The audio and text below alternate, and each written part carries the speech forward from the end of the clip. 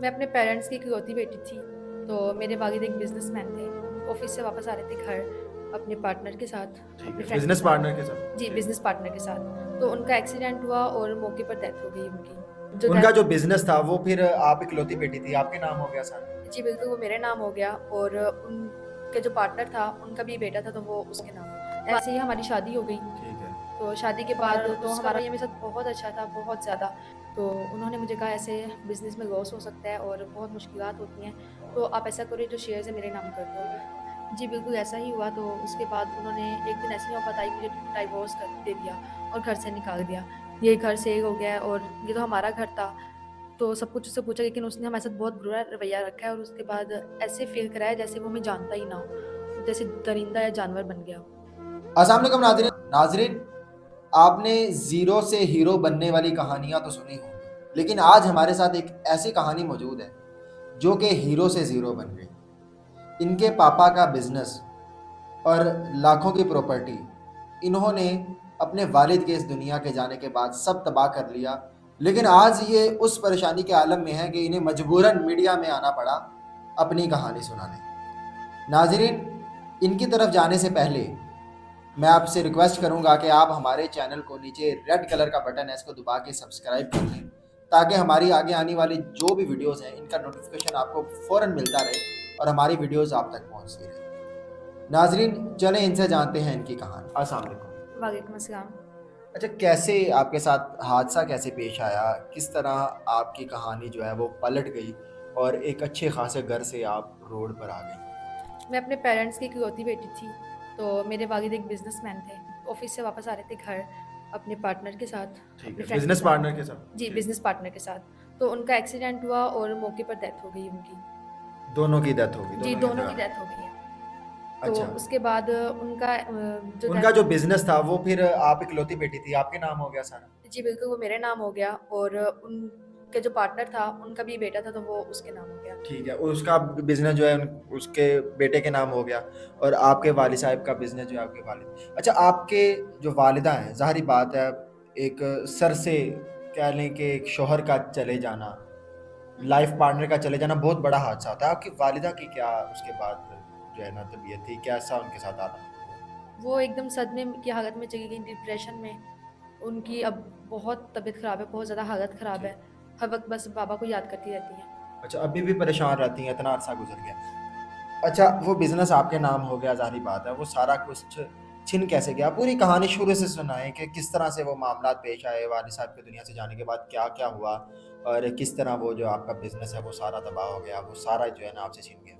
वालिद का जो बिज़नेस था वो मेरे नाम हो गया था क्योंकि मैं इकलौती बेटी थी। उधर से जो उनका पार्टनर था, तो पार्टनर थे जो उनके, वो उनके बेटे के नाम हो गया उनका बिज़नेस। ठीक तो है। जब बिज़नेस मेरे नाम हुआ तो उनका जो बेटा था, उनके उसके साथ मुझे मीटिंग्स में जाना था लेकिन मैं जाती नहीं थी ज़्यादा, उस पे तवज्जो नहीं करती ठीक थी। है। अच्छा, अट्रैक्शन आपकी उसके बाद ही हुई थी मीटिंग्स में जाके उसके साथ? जी, बिल्कुल। यानी आप दोनों फिर बिज़नेस पार्टनर बन गए ना? जी, जी, बिज़नेस पार्टनर बन गए थे। लेकिन मैं ज़्यादातर मीटिंग में जाती नहीं थी, उसे मुझसे यही शिकवा था।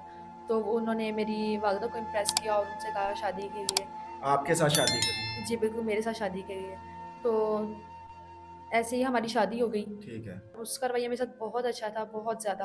ठीक है। तो अच्छा, आपकी जब उसके साथ शादी हुई, तो आप फिर अपनी वालदा के साथ उसके घर चली गई, आपकी वालदा भी आपके साथ गई या फिर सिर्फ़ आपकी रुखसती हुई थी? पहले तो सिर्फ़ मेरी रुखसती हुई, फिर उसके बाद हम वालिदा को भी साथ गए थे क्योंकि वो घर में अकेली होती थी। ठीक है, उनकी तबीयत ख़राब रहती जी, थी। उनकी तबीयत ख़राब रहती थी तो ऐसे मैनेज करना बहुत मुश्किल था।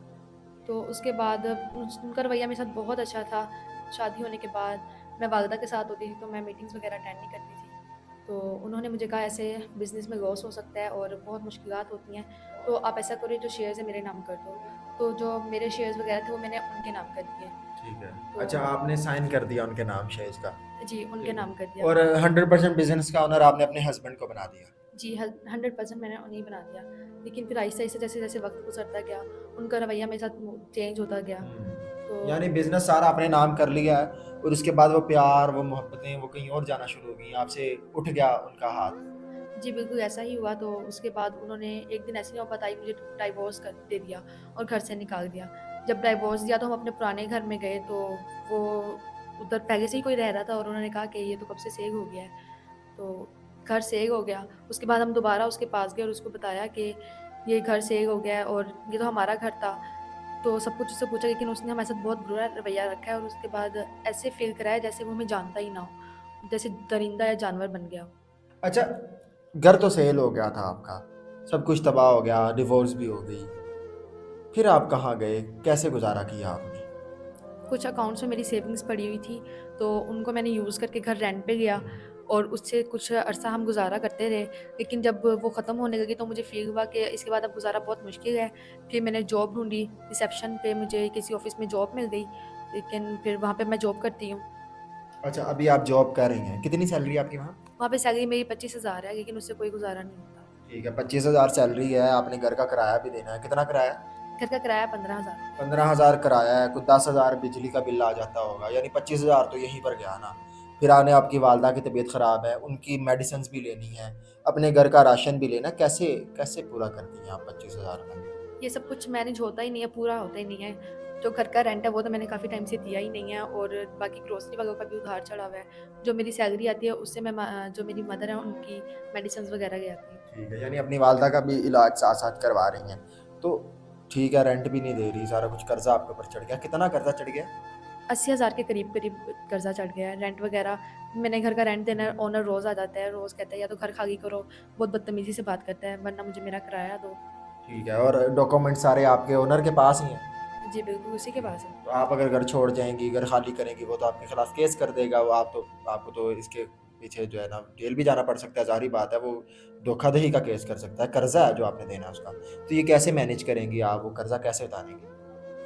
ये सब मैनेज करना बहुत मुश्किल है, इसीलिए मैं चाहती हूँ कि कोई मिले जिससे मैं शादी करूँ और वो मेरा ये कर्ज़ा उतारे, मेरा साथ दे। ठीक है। अच्छा, कोई भी शख़्स आपके साथ आपका ये कर्ज़ा उतार दे, अगर वो शख़्स नेक हो और वाक़ई लगे कि आपका लाइफ़ पार्टनर बनने के काबिल है और एज जितनी मर्ज़ी हो, आप शादी कर लेंगी? जी, मुझे इससे कोई फ़र्क नहीं पड़ता, जो भी एज हो मैं शादी कर लूँगी। ठीक है। ज़्यादातर ऐसे होता है कि कोई ऐसा शख़्स है, उसकी शायद दूसरी शादी हो सकती हो, शक्ल-ओ-सूरत उसकी ना खूबसूरत हो, वो बाज़ औक़ात ओवरसीज़ पाकिस्तानी ज़्यादातर होता है कि वो शादी करना चाह रहे होते हैं, लेकिन एज ज़्यादा होती है, दूसरी शादी करना चाह रहे होते हैं। तो आप कर लेंगी शादी? जी, मुझे शक्ल और सूरत से, एज से कोई फ़र्क नहीं पड़ता, बस मैं चाहती हूँ जो मेरा साथ दे और मेरा कर्ज़ा वगैरह उतारे, मुझे अपनी इज़्ज़त बना के रखे। ठीक है। अच्छा, पहचान कैसे होगी कि ये शख़्स वाक़ई नेक है, वाक़ई आपको अपनी बीवी बना के रखेगा, इज़्ज़त बना के रखेगा, पहले शौहर की तरह धक्के दे के घर से नहीं निकालेगा? मुझे आप लोगों पर एतमाद है, आप लोग मेरे लिए ज़रूर ऐसा शख़्स चुनेंगे और मुझे वो ही आप लोग बताएँगे जो मेरे काबिल होगा। चलिए ठीक है, इंशाल्लाह जी। कोशिश करेंगे कि हम